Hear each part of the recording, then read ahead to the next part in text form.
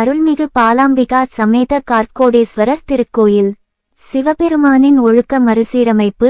காமத்தால் உந்தப்பட்ட ஒரு குழுவின் தீய செயல்களால் சமூகத்தை சீர்திருத்த தேவர்கள் சிவனிடம் முறையிட்டனர். இது சிவனால் மன்மதன் எரிக்க வழிவகுத்தது. மன்மதனின் மனைவி ரதி தனது கணவரை அவரது மரணத்திற்கு பிறகு மீண்டும் கொண்டு வருவதற்காக கடுமையான தவம் செய்தார். இதன் விளைவாக சிவபெருமான் மன்மதனை உயிர்ப்பித்தார். அவரை ரதிக்கு மட்டுமே காண முடிந்தது. இந்த சம்பவம் அந்த இடத்திற்கு ரதி வரபுரம் என்றும் பின்னர் காமரசவல்லி என்றும் பெயரிட வழிவகுத்தது.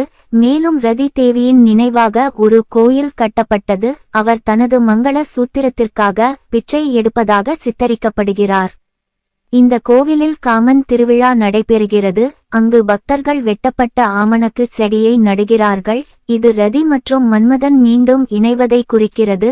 பிரார்த்தனைகள் பிரிக்கப்பட்டதை மீட்டெடுக்கும் என்ற நம்பிக்கையை வலுப்படுத்துகிறது.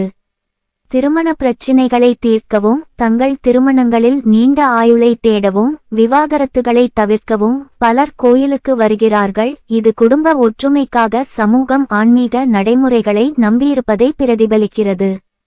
கதை மன்னர் பரீட்சித்துக்கு மாறுகிறது. அவர் ஒரு முனிவரை அவமதித்த பிறகு சரியாக 7 நாட்களுக்கு பிறகு பாம்பு கடியால் இறந்த சாபத்தை பெற்றார். பரீட்சித்தின் மரணத்திற்கு காரணமான பாம்பான கார்க்கோடகன் விஷ்ணுவிடம் அடைக்கலம் தேடி காமரசவல்லிக்கு அனுப்பப்பட்டார். அங்கு அவர் பழிவாங்கலை தவிர்க்க தவம் செய்தார்.